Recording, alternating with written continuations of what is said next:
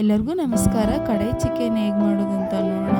ಒಂದು gas stove ಮೇಲೆ ಒಂದು ಕಡಾಯಿ ಇಟ್ಟಿದ್ದೀನಿ. ಒಂದು 4 ಟೇಬಲ್ ಸ್ಪೂನ್ ಆಗೋಷ್ಟು ಕುಕ್ಕಿಂಗ್ ಆಯಿಲ್ ಹಾಕಿದ್ದೀನಿ.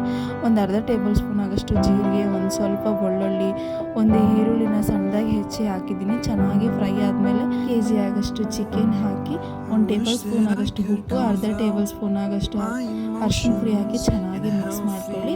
ಈಗ ಒಂದು ಸ್ವಲ್ಪ ಹೊತ್ತು ಕ್ಯಾಪ್ ಮುಚ್ಚಿ ಇಟ್ಬಿಡಿ.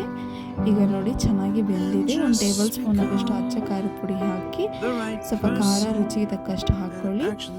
ಈಗ 1.5 ಟೇಬಲ್ ಸ್ಪೂನ್ ಆಗೋಷ್ಟು ಶುಂಠಿ ಬೆಳ್ಳುಳ್ಳಿ ಪೇಸ್ಟು, 1 ಟೇಬಲ್ ಸ್ಪೂನ್ ಆಗೋಷ್ಟು ಗರಂ ಮಸಾಲ, 1 ಟೇಬಲ್ ಸ್ಪೂನ್ ಆಗೋಷ್ಟು ಚಿಕನ್ ಮಸಾಲ ಹಾಕಿ ಚೆನ್ನಾಗಿ ಮಿಕ್ಸ್ ಮಾಡ್ಕೊಳ್ಳಿ.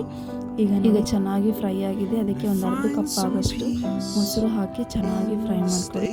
ಈಗ ಸಣ್ಣದಾಗಿ ಹೆಚ್ಚಿರುವ ಕೊತ್ತಂಬರಿ ಮೇಲೆ ಹಾಕಿ ಈಗ ಚೆನ್ನಾಗಿ ಮಿಕ್ಸ್ ಮಾಡ್ಕೊಳ್ಳಿ.